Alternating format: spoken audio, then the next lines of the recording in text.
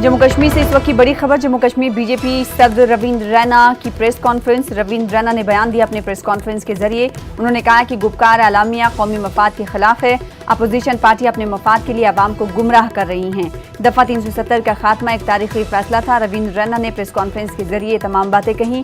उन्होंने कहा कि गुपकार एलामिया चीन और पाकिस्तान का एजेंडा है और पाकिस्तान के एजेंडे का निफाज हम नहीं होने देंगे। यानी बीजेपी का ये कहना है कि पाकिस्तान के एजेंडे का निफाज नहीं होने देंगे। इस वक्त की बड़ी खबर आपको दे रहे हैं। जम्मू कश्मीर बीजेपी के सदर रविंद्र रैना के मुतालिक उन्होंने प्रेस कॉन्फ्रेंस की और प्रेस कॉन्फ्रेंस कर गुपकार एलामिया को लेकर कई बातें उन्होंने रखी। उन्होंने कहा कि गुपकार एलामिया कौमी मफाद के खिलाफ है। अपोजिशन पार्टियां अपने मफाद के लिए आवाम को गुमराह करने का काम कर रही हैं।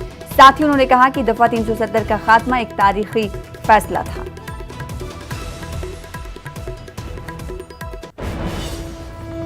भाग्य की बात है कि ये जो गुपकार अलायंस वाले हैं ये बड़े बड़े षड्यंत्रकारी बयान तो देते हैं, लेकिन जब पाकिस्तान के कब्जे वाले जम्मू कश्मीर की बात होती है, जब चीन के कब्जे वाले लद्दाख की बात होती है, पाकिस्तान के कब्जे वाले गिलगित बल्टिस्तान की बात होती है, तो इन गुपकार अलायंस वालों की जुबान को सांप सूंघ जाता है, इनकी बोलती बंद हो जाती है।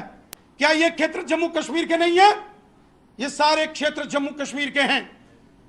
चूंकि इनकी हमदर्दी पाकिस्तान और चीन के साथ है, इसलिए ये पाकिस्तान और चीन के खिलाफ कभी नहीं बोलेंगे।